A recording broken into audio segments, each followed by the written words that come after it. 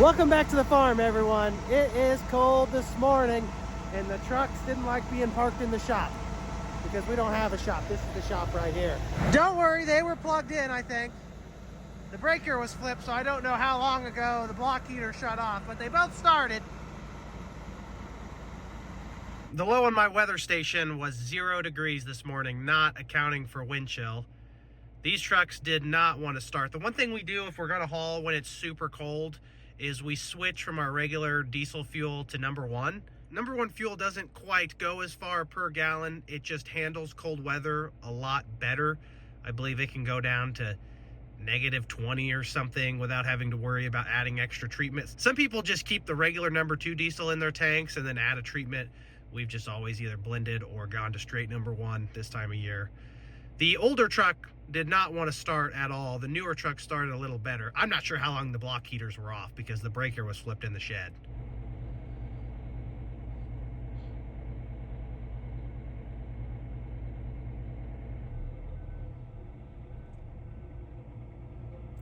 He threw it in reverse to make sure the brakes were loose. And he's going to load some beans. I'm going to stay here in the truck. No reason to get on him too fast.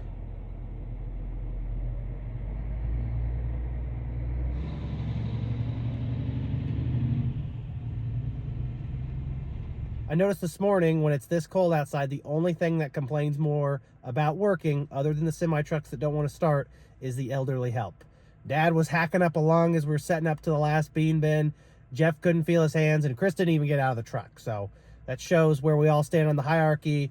Goes Chris, then Dad, then Jeff, and then I'm somewhere way at the bottom. And then who knows where Katie is. She's somewhere warm, recouping from another shoulder surgery. Her third reconstruction on the same shoulder. I don't envy her. I'd rather be working in the cold with two mediocre shoulders than sitting in the warm weather nursing one that just got cut into. In these temperatures, just staying out of the wind is like 90% of it being somewhat bearable. The 0 degrees on its own is not that enjoyable.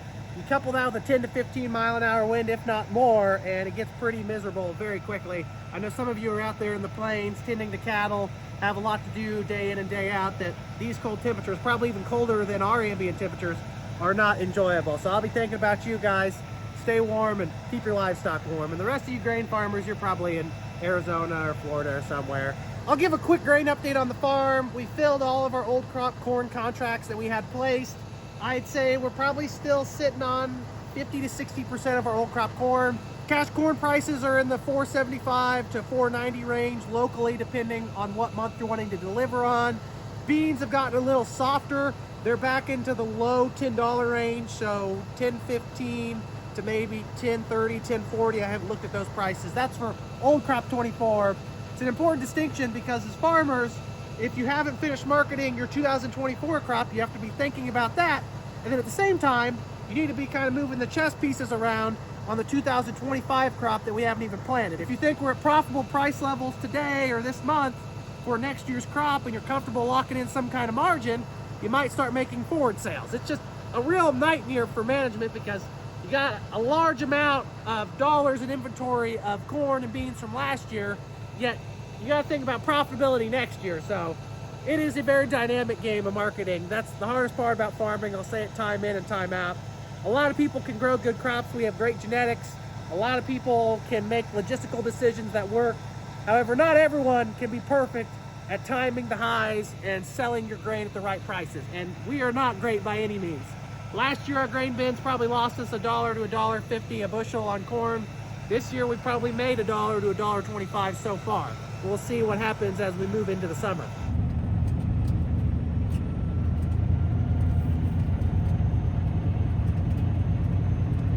It's funny to think that there was a time when my family had a large cattle herd decades ago and they didn't have a choice but to work in weather like this whenever it came across. And now we're willingly choosing to do the same for much less dire reasons. Normally we don't work when it's this cold, just out of principle.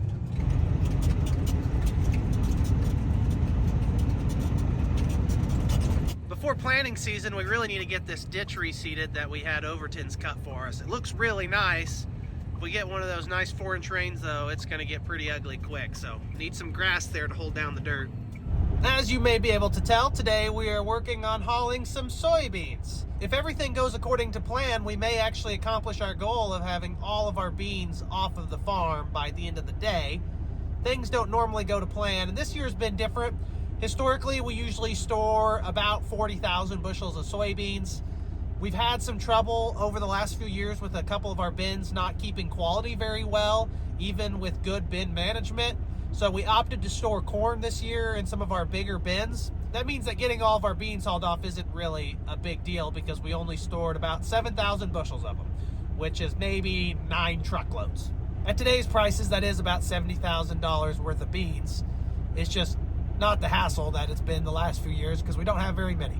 Disregarding the price aspect of it all, those of you who have managed bins over the years know there's one day that you can sleep soundly after, and that's when all of the soybeans are out of your own bins and into commercial storage or sold. The main reason being that soybeans are ornery little devils. They turn from nice, dry, good smelling balls of oil to literal moldy concrete in just a couple days, it seems like, depending on the condition of the bin. To avoid that happening, you got to haul them early, just get them out in general. One can definitely feel the stress and worry relieved from their shoulders once the beans are off of the farm. Corn, if it's dry, it keeps so well. You don't really have to worry about it too much. You should check on it. As long as it's under 15-16% in the bins, it'll store for a really long time, unless there's leaks in the roof or something. The nice thing about soybeans is they're very hard to overload. You can pretty much put as many as you want on our trailers and not even get close to your legal weight limit just because they're not as dense. We just started loading, and there goes Jeff with his load. You're gonna have to take my word for it because the windows are so dirty and the camera's so out of focus, you wouldn't even be able to tell that he's headed south.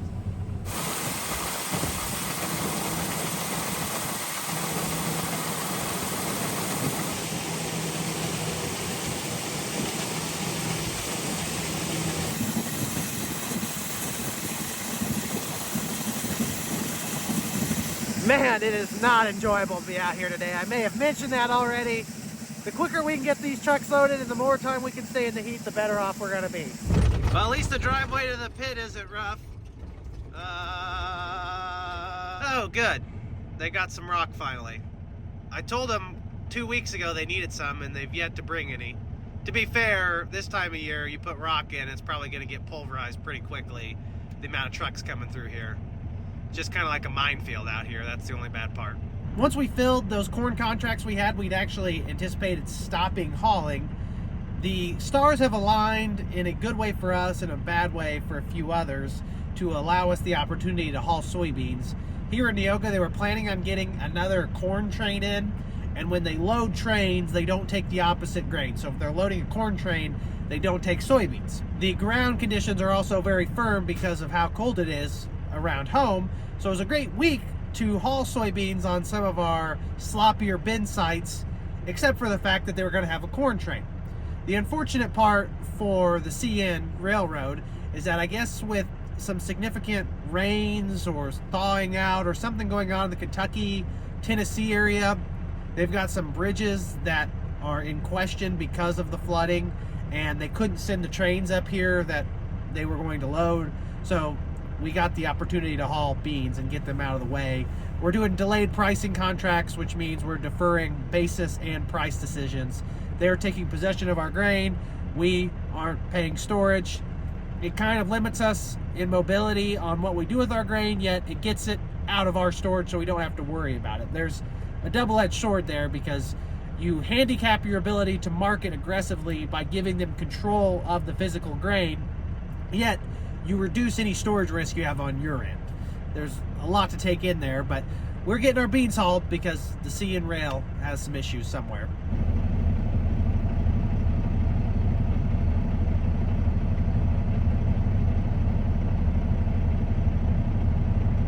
After a short 20-minute wait at the elevator, I ran back to the bin, pulled the 4th load of soybeans out of there. It's not a huge bin, so the 5th load, which is what Jeff will load next, should have us putting the sweep auger in because it quits running with gravity. The bad part is I think Jeff got unlucky and he's in line at the elevator, so I'm gonna go ahead and take a quick lunch break, warm up a little bit, and then we'll go do that. The dogs enjoy a good lunch break.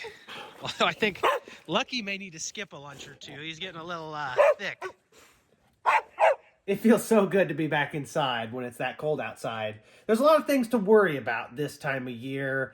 Inclement weather, freezing your hands off, marketing grain, my wife's birthday, Valentine's Day, our anniversary. Don't want to forget those. Those could all get me in trouble. But the one thing I don't have to worry about, thanks to the sponsor of today's video, Factor, is what I have to eat for lunch. Please disregard the mess. Our house is in a constant state of toddler-induced chaos and messiness.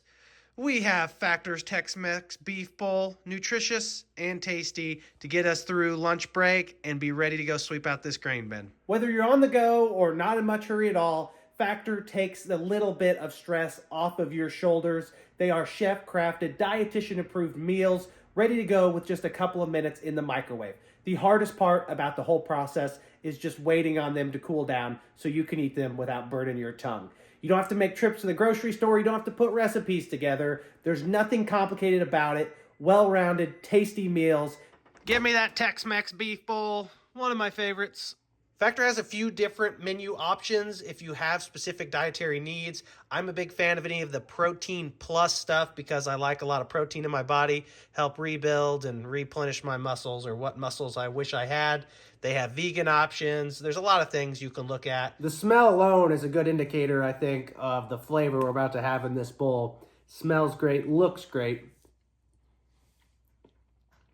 If I'm lucky, and I eat this quick enough, I may be able to do it without sharing because Allie's picking Linny up from preschool right now. If I start to cook these while they're around, sometimes I have to share. I'd rather not share my Factor if I don't have to because they're really good. If a box of Factor meals is something that you are interested in trying after hearing it elsewhere or seeing it here, now's a great time to act because if you go to factor75.com and use code 50TrippyFarmer, you will get 50% off your first order as well as free shipping. That is a win-win deal. You can't even buy ingredients to make your own meals for that cheap. I'd recommend the Tex-Mex Beef Bowl if they have it. Queso Fundido is also great. There's a bunch of chicken options. They have fish. I'm not a huge fish guy myself. You get to select those things every week when they send out the orders. That way you make sure you get a box of meals that you're going to enjoy. You can enjoy that first set of meals for 50% off with code 50TrippyFarmer at factor75.com. It's a great time to get started, see if it's something that might benefit your life. I've enjoyed using Factor not only because of the taste that I've highlighted multiple times, but more so because I know that I have good, healthy options at home for lunch. I don't have to eat junk food. I don't have to waste money eating out. Factor is a great option. Use my code if you're interested. It's a great time to try. Thanks to Factor for sponsoring today's video. Now back to the regularly scheduled programming. Time to clock back in and limber up after lunch break. We've got one last small bin of beans to clean out. Should all fit on Jeff's truck if we did our math right. Although you're never disappointed to have more than you think.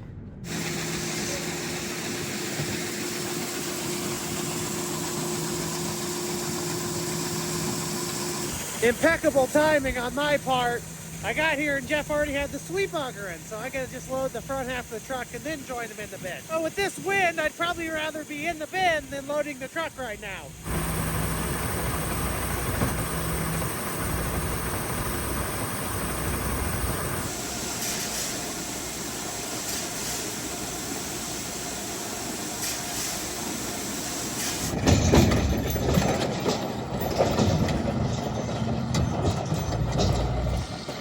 Last of the beans headed to the elevator. It's all corn from here on out. I just don't know when we're gonna haul the rest of the corn. Oh, last load of the day. At least there's not a line so I can get home early to the wife and kids. Oh wait, no, just kidding. There's a line. Look at this Peterbilt right here. Wow, my mouth is watering. And there's Jeff in front of him. Dole's, we just kind of run what we need to get by. They also haul commercially, so trucks like that maybe pencil out a little bit better for them. Can't argue though that a nice looking truck is definitely a status symbol in the farm world. Jeff's finally weighing out.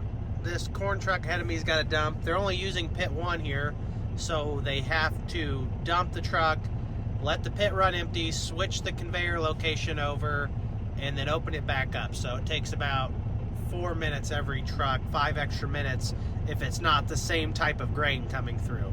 Just now getting home, almost an hour into out time on the scales. Probably one of the slower trips there that I've had in recent memory. I did have a very productive phone call about something next harvest that's going to be really exciting.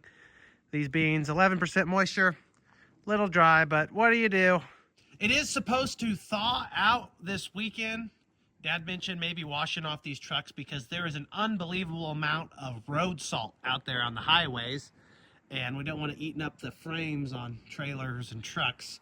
So that may be what we're doing in the warmer temperatures.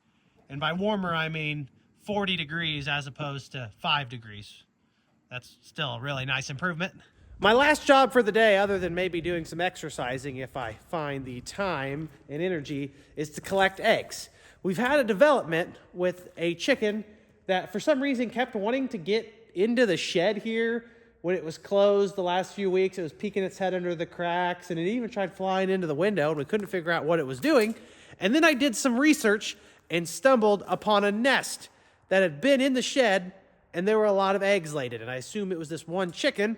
It doesn't look like we have any eggs today, but this pesky little hen has claimed this spot here in the shed as her laying ground. So now when I do my evening egg collection, I have to check here because I don't want a bunch of eggs sitting out here for a long time.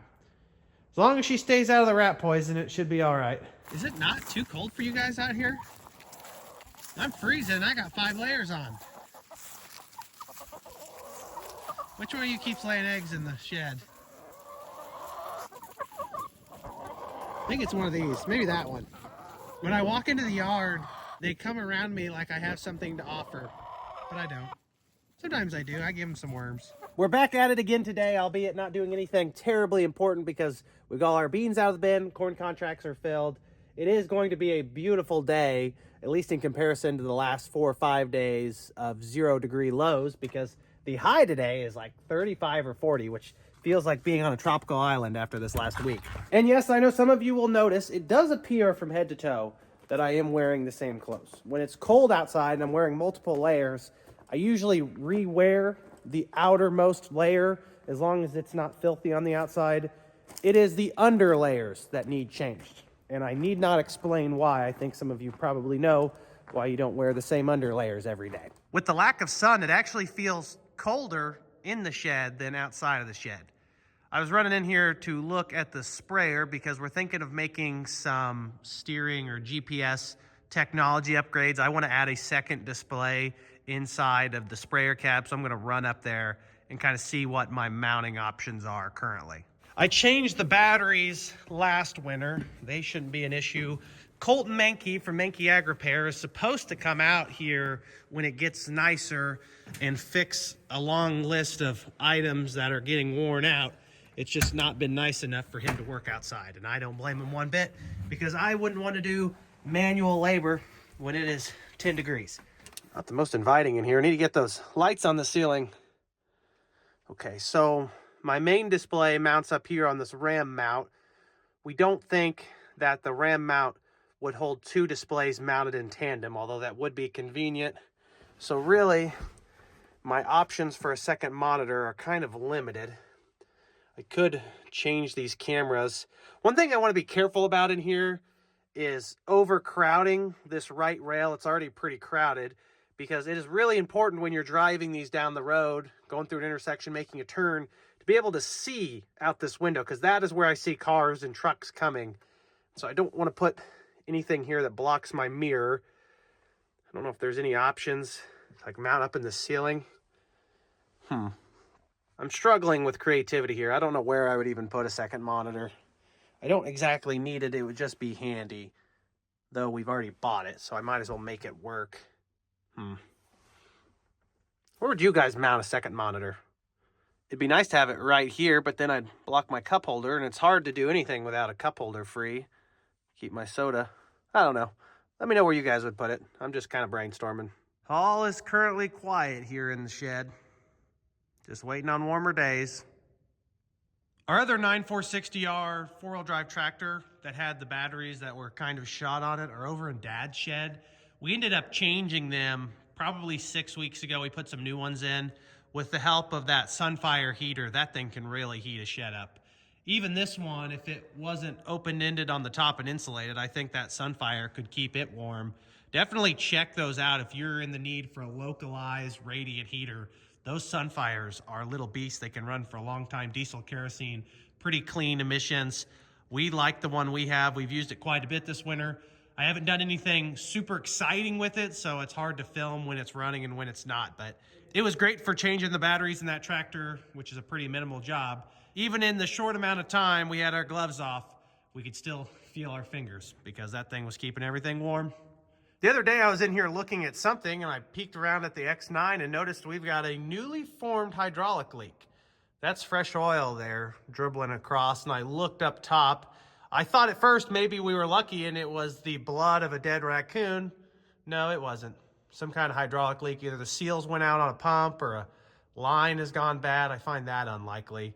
I would imagine that the line is distributing the hydraulic oil with gravity, but the pump seal or something is what's causing that. We do have the extended powertrain warranty on this. I don't know if this is an issue that would cover. That powertrain warranty was a pretty significant investment. I mean, we're talking 20 grand for 3 years of powertrain warranty with a pretty low deductible. The reason for that decision, based on Dad's commentary, was purely the chaos we saw last year. Not even on this machine, because the steel rod going through the rotor was no one's fault. It wasn't the combine's fault. It just happened, bad luck. What we saw though is that loaner X9 1100 we ran while the other one was in the shop had the hydraulic pump issues, and those add up really fast. When you have major powertrain issues on a combine of this size, and honestly, any combine, even that 670, if you had a major powertrain issue, it would cost some serious coin to get that fixed. So even a handful of small issues with a low deductible over the next 3 years, we may be money ahead or at least reduce our overall cost by having that warranty. Some operations are really big fans of adding the extended warranties. Others don't.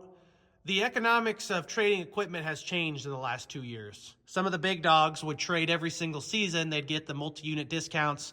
They'd have a brand new X9, brand new tractors, never out of warranty.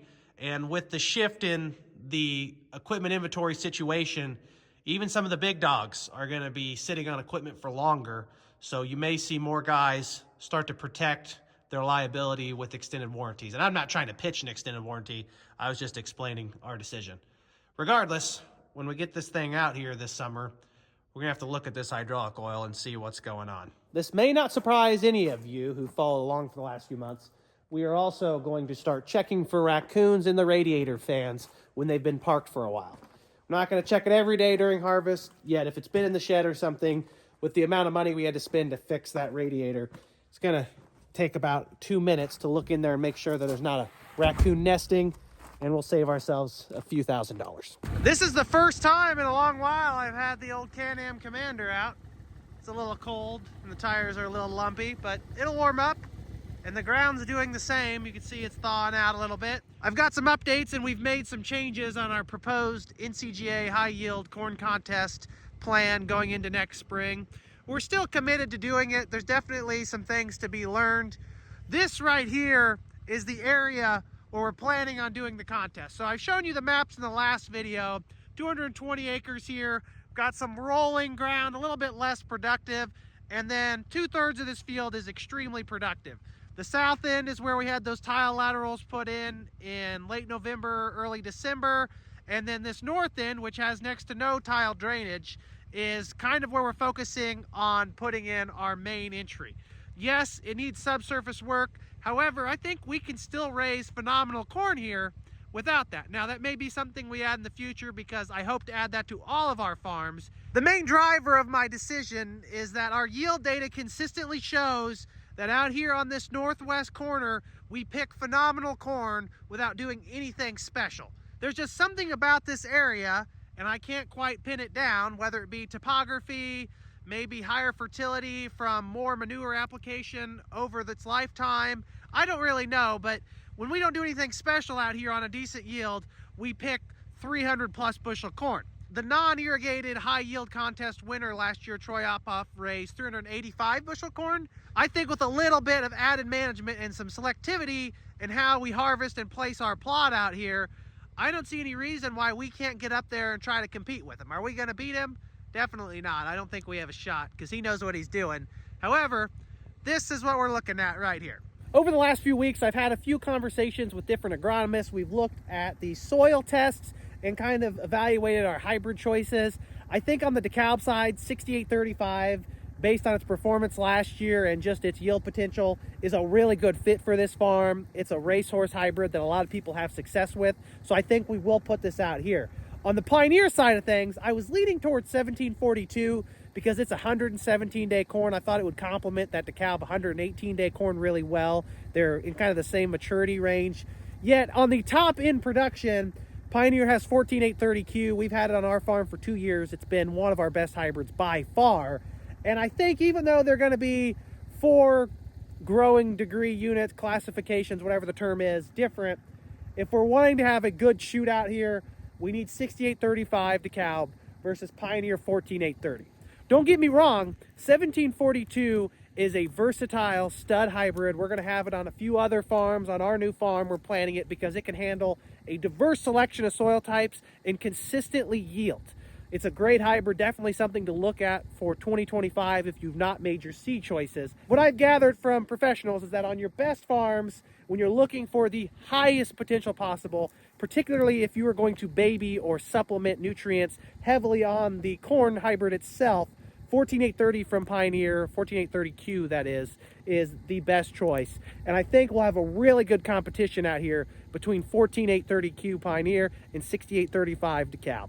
At the tail end of the last video, I showed you our grid-based soil samples on this farm. We have really good fertility levels out here. pH, although the soil samples showed is low, has somewhat been alleviated with the application of lime since the soil testing. We wanted to raise that pH. It has a lot to do with the availability of different nutrients. The 3 things that stand out in our soil samples after talking to some agronomists as limiting factors are 1, sulfur, which is something that we are already applying quite a bit, and I think we may supplement even more if we're trying to push higher yields. And the other 2, which are something that a lot of farmers don't even really consider, us included, is zinc and boron. I'm not going to go into details because I'm not an expert. Zinc is really important for plant metabolism, and then boron is really important for cell wall development. If you want a good, clear-cut explanation of what those 2 micronutrients provide to growing plants, I'm not going to give it to you. Just Google it. You'll get a better understanding that way than whatever long-winded concoction of words I can put together to explain it. They are important, and our soil tests show them as very low. From a nutrient perspective, historically, we've only ever supplemented the big 3. Those are nitrogen, phosphorus, and potassium. In the last handful of years, we've started adding sulfur. It's a little bit more mobile in the soil, so like nitrogen, it's not something that you can actively build up. Yes, I think you can increase your soil levels. It's just not going to be as cost effective as adding supplemental product every year. Phosphorus and potassium are longer term, less mobile nutrients, so they're a lot easier to bring up on your soil tests. It's those micronutrients we're talking about that I think we're going to focus really hard on in this high yield plot, because if it's something that's limiting us in a small, high management area, it could also be something that we need across our whole farm and we just don't realize it. So we're going to be exploring options here over the next few weeks of how we can implement zinc and boron into different passes here on this set of the farm to help kind of maximize top end yield potential. Are we going to see any return on investment? I don't know. We're just looking for big numbers on the yield monitor. This is not a profit-based venture.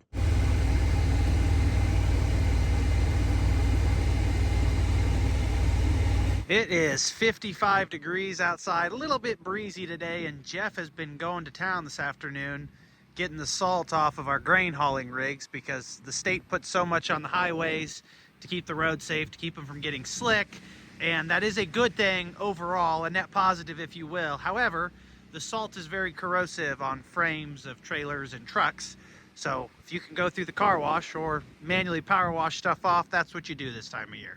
and Jeff's been doing that. I've provided virtually no assistance. We only have one power washer, so really it's a one-person job. It's pleasant outside, a good day to wash stuff off, and just had other things going on.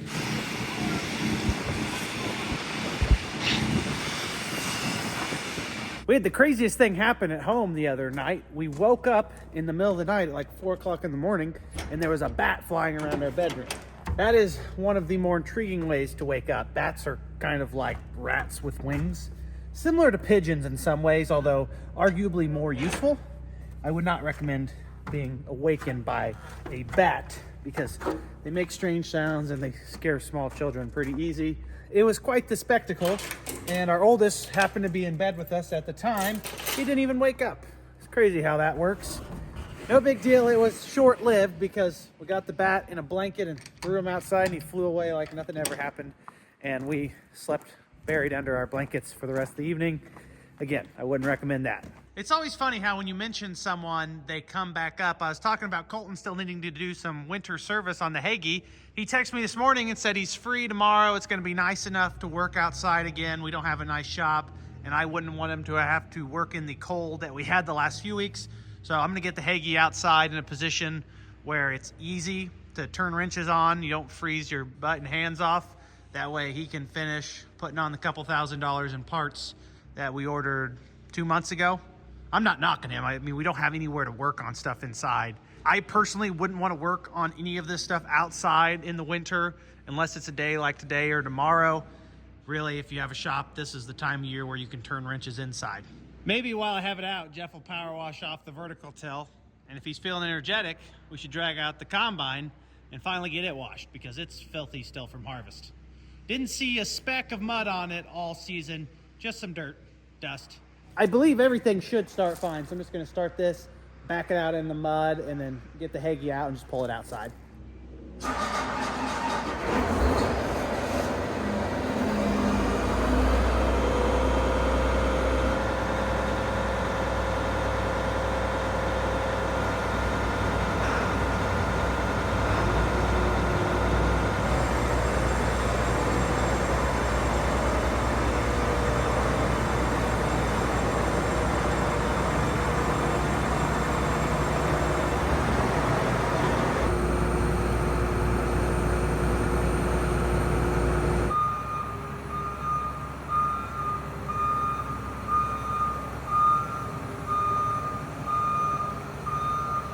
Jeff looked pretty concerned when the vertical till backed out. Don't worry, we're not washing, just getting this out of the way. Or maybe putting it in the way is what I'm trying to do. I'm ready to get fired up this spring, start spraying. It's like riding a bike, and it saves you a lot of money. I definitely think self-propelled sprayer is up there with tile and grain bins. Probably not the same class of investment as tile and grain bins, but if you look at the hard numbers in chemical savings and custom hire, those two numbers alone justify a really high dollar sprayer on a moderately sized farm. This thing backed in here, don't want to hit the semi, don't want to hit my pickup truck. A lot of things I don't want to hit. I don't think we hit anything, and I'm also not going to check. Other thing I need to do, which it's kind of early now, but if we think we're going to plant beans in March, I'll need it. I need to upgrade update my spreadsheet I use to keep track of acres. That lets me know how much chemical to pick up for any given field. It just makes my life easier having a paper copy as opposed to using my phone all the time. These things change every year when you're gaining farms, losing farms, so you got to kind of update them as you go along.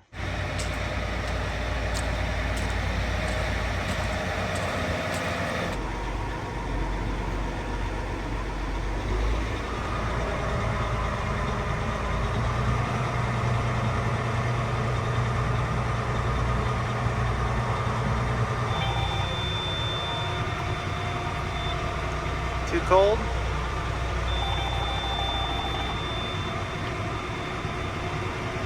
Dad showed up right on time and taxied me into Sloan's. Oh, darn it. Here's my papers. Thankfully, it didn't blow very far away. I got it shortly. Colton's coming in the morning to put this stuff on. Should take him a handful of hours. The geese just can't make up their mind. They're flying all over the place.